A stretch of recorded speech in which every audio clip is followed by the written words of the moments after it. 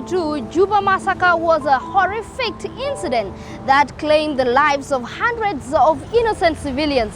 The violence and bloodshed left the community in shock, fear, and despair. In the aftermath of the massacre, the people of Juba were forced to confront the devastating consequences of the event and grapple with the question of how to rebuild and heal their community. Friends tanin alkan yao rujal to mokan siluzato tanin ashra medisa lemen mutu tanin traumatized lemen mutu ketir yani bika nas guhun sumana sat ita indu yal kanta dakol fi haja zede ita bijo mutu tabisibu yalde.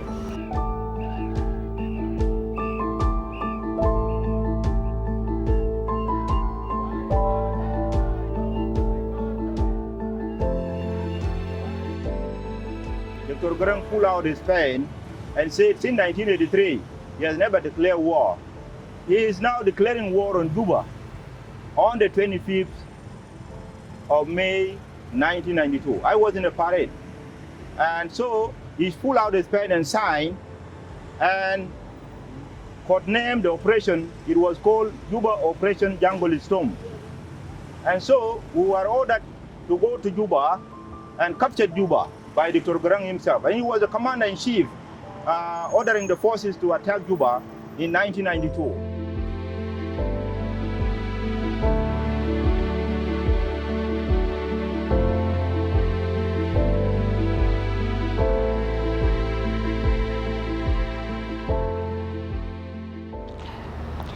So this evening I'm coming to visit one of the widows of the 1992 Juba massacre.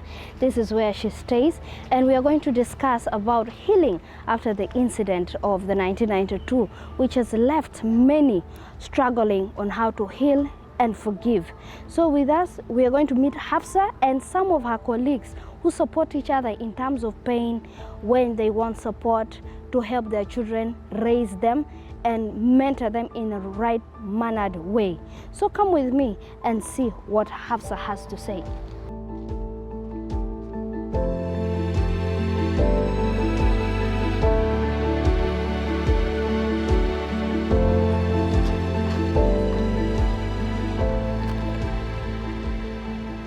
Salam. Salam, tamam. Salam.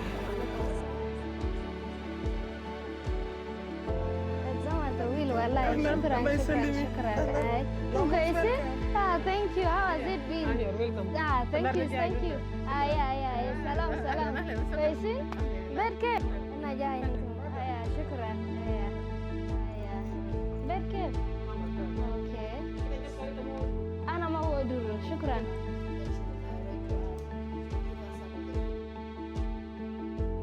zaman kan hasil kalam de ana kan fi Khartoum ana safir bes بيومين يوم نمرة 3 yao gobudumon yao biga jibule na kabara Khartoum gal jamade gobudu lada na zato kan fain ana waga tahet arfana shilana fi coordination fi sana kura fi coordination tano kan kelim gali mata nezil beta oko taka algerib ma coordination office asanta basu makabar tanna bukun mon ka kan zato bukun ka hanu indo elim na se kalas gidda beru monter go buduma. The fear of her husband committing suicide forced Hafsa Dehia to flee to the north. She had just had her fourth child when her husband asked her to leave for Khartoum, giving her a life-threatening condition. The heartbreaking situation unveiled itself in Khartoum after 2 days on arrival.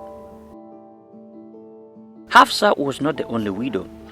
Fardesha Charles Ladu, the chairperson of the 1992 Juba Massacre Widows and Orphans Association, was one of the many. After a long duration of silence, the move, which would change the narrative and help the widows, orphans and survivors with support from people who suffered the same act, was started. Families were not knowing what happened to these people. There was no any news about them, and even people were not to talk about the event. People are not to ask. Then the situation was like very difficult security-wise. And then we continued like that up to the time when we heard that the agreement is going on well. When these women heard that the agreement is going to succeed, the one of Naivasha, then the widows started gathering themselves. They started gathering themselves, and they started coming together one by one, and they established their list, and they started forming the association. But of course, it was in fear. And then when the agreement was totally signed, they came out. We went, we wrote slogans, we went to, to receive the rebels when they were coming in for the first time. Then from there, the association became visible. Fardesia, along with other women, started getting information, gathering them and establishing their lists in fear. Some of us were really suffering because out of stigma, you cannot talk, and out of fear, people were just there. But when we started forming the association and we became a group, so it became light for some of us, because we are now able to talk, to console ourselves, to talk. Because like me, when I'm in my house, I will think that maybe I'm the one suffering, I'm the one with the problems. But when we come together and everybody talk about her own, then things become lighter. And even some of us were able now to go out and talk, but before it was really difficult. But after coming together and opening out the issue and talking to people, we get a lot of support from even some of the relatives, and even us as widows, among ourselves, we started consoling ourselves. Then we started registration of the association, and even some people started looking for an organization that can help us. The pain and news of different people disappearing, Hafsa explains the depth of her struggle. Ahal zato gikafina. Ahal zato biga gikafina widows. Mon kan mon jalen na fibet. Yani mikin bukura bishilo kaman bekatolo. You see?